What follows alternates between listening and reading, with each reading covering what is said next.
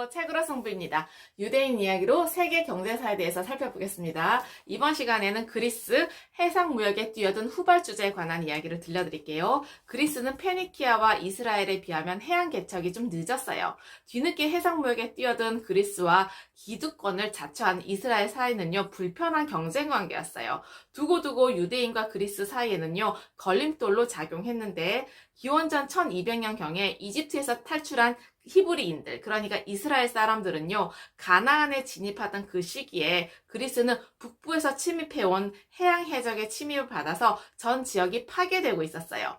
그리스 난민들은요, 키프로스로 옮겨갔는데 참혹한 정복전쟁으로 그리스 인구의 75%가 줄었다고 해요.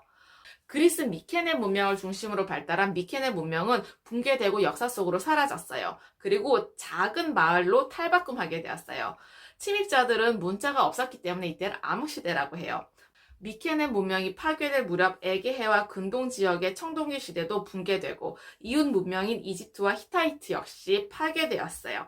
이때 당시에 최초로 철기 시대를 열어서 철기 무기로 무장한 해양 해적, 바다 사람들이 맹위를 떨치고 있었어요. 조상인 아리아인족의 후예들인데요. 전면적인 대이동은 막을 길이 없는 인류의 대이동이었어요.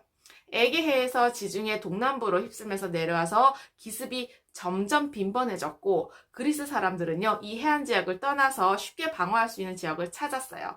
기원전 1200년경에 바닷사람들은 히타이트의 영토를 빼앗고 시리아로 진격하고 이집트까지 위협했어요. 그리스 지역의 지적인 그런 발전이 멈추면서 300년간 암흑시대였어요. 이 무렵에 유럽 인도 어족의 일파인 도리아인들은 스파르타를 세우고 이오니아 사람들은요, 아테네를 건설했어요.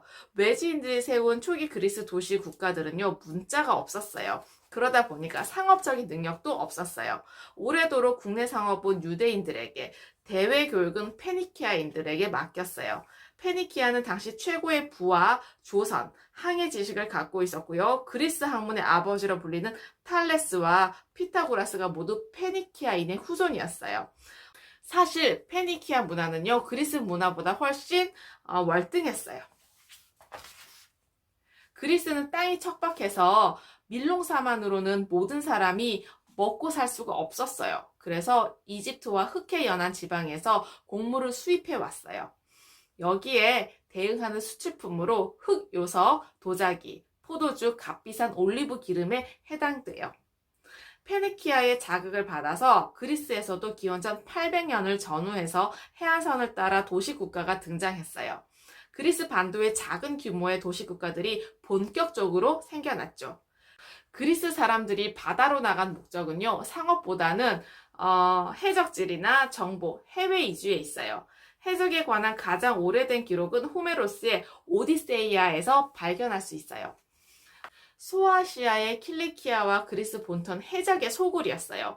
노획물 가운데 노예는 델로스 섬의 노예시장에서 팔렸고요. 그리스인은 예로부터 해적 행위를 전쟁의 유사한 형식으로 보고 해적들은 자신들의 행위를 공인된 일로 생각했어요. 역사가 헤로도토스도요, 이를 비난하지 않았다고 해요. 해상 무역에 국운을 걸고 있는 페니키아와 유대인들은 해상에서 그리스 해적들과 자주 부딪힐 수밖에 없었죠. 좋은 관계가 될 수가 없었어요. 그리스의 식민도시, 식량 생산지에서 상업 거점으로 가는 이야기를 해드릴게요. 고대 그리스 경제는요, 노예제를 근간으로 삼고 있어요. 군인 계층이었던 시민들은 생업에 매이지 않고 철학과 과학에 매진했어요. 그런데 노예들은요, 생산 부분 전반에 걸친 노동에 투입이 되었어요. 농업에 종사하던 스파르타 사람들은 노예 반란이 두려워서 군사체제를 강화시켰어요. 그러면서 시민 대부분이 상인과 문인 뱃사람이었던 아테네는요, 이런 이웃에 대항하기 위해서 강력한 함선을 키웠어요. 이 무렵에 이탈리아 남부 시칠리아에서도 그리스계 도시가 건설되었어요. 고대 그리스 사람들은 오늘날 그리스 본토 이외에도 지금의 터키 해안에서 에게해, 무수한 섬들, 그다음에 이탈리아 반도의 남부 해안 지역까지, 그리고 시칠리아 섬과 그 흑해 연안까지도 흩어져 살았어요. 처음에 그리스의 식민 도시들은요, 페니키아처럼 무역 거점이라기보다는 본토에 식량을 대는 곳이었어요. 그런데 시간이 흘러서 아테네가 식량의 대부분을 수입할 지경에 이르렀을 때 교역을 새로운 각도로 보기 시작했죠. 그리스인에 의해서 상업과 교육이 발달하면서 기원전 7세기에는 동전이 활발하게 만들어졌어요. 화폐가 확산되면서 그리스는 농업 경제에서 상업 경제로 빠르게 옮겨갈 수 있었어요. 그리스 사람들은요, 스스로를 헬레네스 또는 헬라스라고 불러요.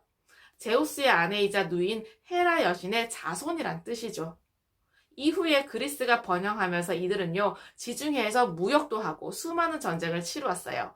페니키아는 로마와 그리스의 출현에 의해서 점차 쇠퇴하기 시작했어요.